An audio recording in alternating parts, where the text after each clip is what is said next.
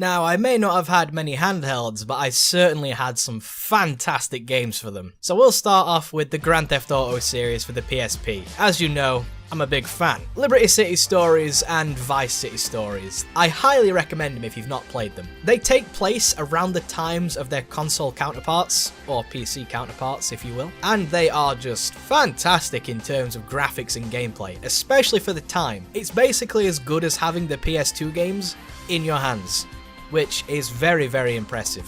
Pokemon.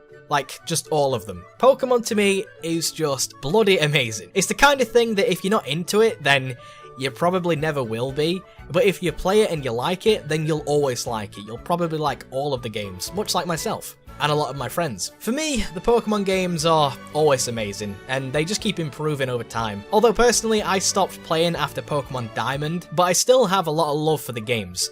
Even if I stop playing them, I still like when new ones come out because younger generations get to play them and get to experience the same things that I did. Well, probably not to the same extent, but we'll get around to that story. I mainly only stopped playing because I don't actually play on handhelds anymore, as you know, and for another reason, which, like I said, we'll come around to. Pokemon Mystery Dungeon, and I know it's another Pokemon game, but this one is really different to the actual Pokemon games. Now, I only played Blue Rescue Team, but I loved it so much. And the reason I'm mentioning Pokemon Mystery Dungeon is because it's actually a spin-off of the original games, and like I say, it plays very differently. So instead of like you walking around as a trainer catching Pokemon, you actually are a Pokemon, and the whole thing is just turned on its head. I really like that idea.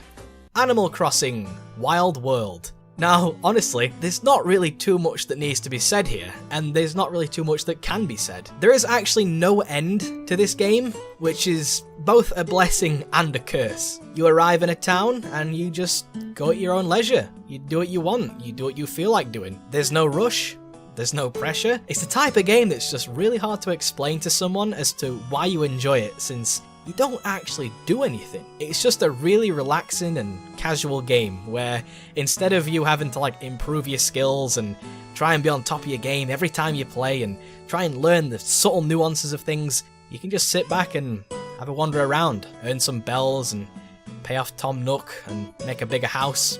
Get yourself some new tools, some new furniture, some new clothes. There's just so much stuff that keeps happening that you never get bored. You're always finding yourself doing something new, and there's always random events happening and weeds growing and people to talk to and just stuff like that, especially on the DS version where you could play with your friends and go to their places and shake their trees and steal their fruit and run off home.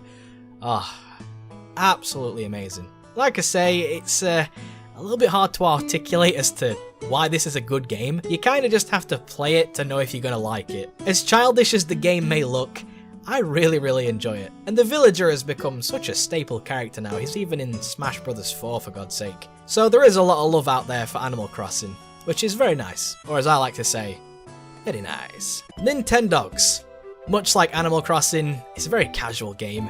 It's basically a high-tech Tamagotchi, but I'd be lying if I didn't say I had a lot of fun with it. Especially when you get to teach your dogs how to do things by using your voice to actually make them do it. At the time, that was really, really inventive. Once again, when it comes to these things, I only ever owned one of the games, but that was all I needed. Sonic Advance. Sonic Advance was a phenomenal game, and I found it really, really enjoyable. I did feel it was a bit too zoomed in though, and at certain parts it made it really hard to react to a lot of things that were going on, but it was a game that I played countless times over and over again. I also spent a lot of time in the Chow Garden as well, and years later I found that you could actually connect the game to Sonic Adventure 2 for the GameCube and transfer that Chow over. Very interesting. But yeah, Sonic Advance, fantastic game. I never actually played Sonic Advance 2 or 3.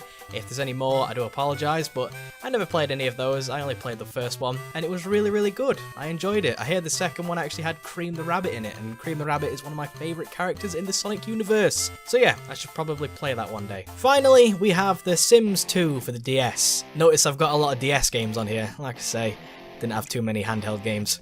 Sorry. But yeah, Sims 2. Oh my god. Sims 2 is... whoa, it's a really weird game. Not like your average Sims game. You're like stuck in this shitty little dusty town and you live inside of the hotel rather than going out and about and building stuff and, you know, making relations and, you know, leveling yourself up as it were, playing as different people, basically being the god of the Sims and you just tell them what to do. You play as a Sim in a town where things are a little bit strange. So yeah, it's very different to a normal Sims game. However, it's a very enjoyable departure from the PC and console counterparts. And even the console games were quite different from the PC games. But this one just goes overboard, it's crazy. I know it's a bit strange, but this is actually my personal favourite part of the game. Just sit back and bask in the glory of what I'm about to do.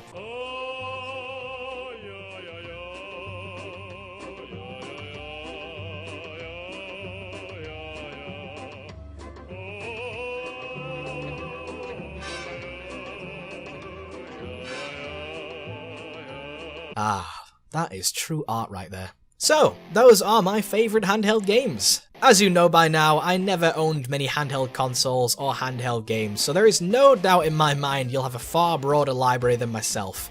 Well, at least I hope so anyway. If you want, then you can class mobile games as handheld games, since they kinda are. But those are just my favourite handheld games.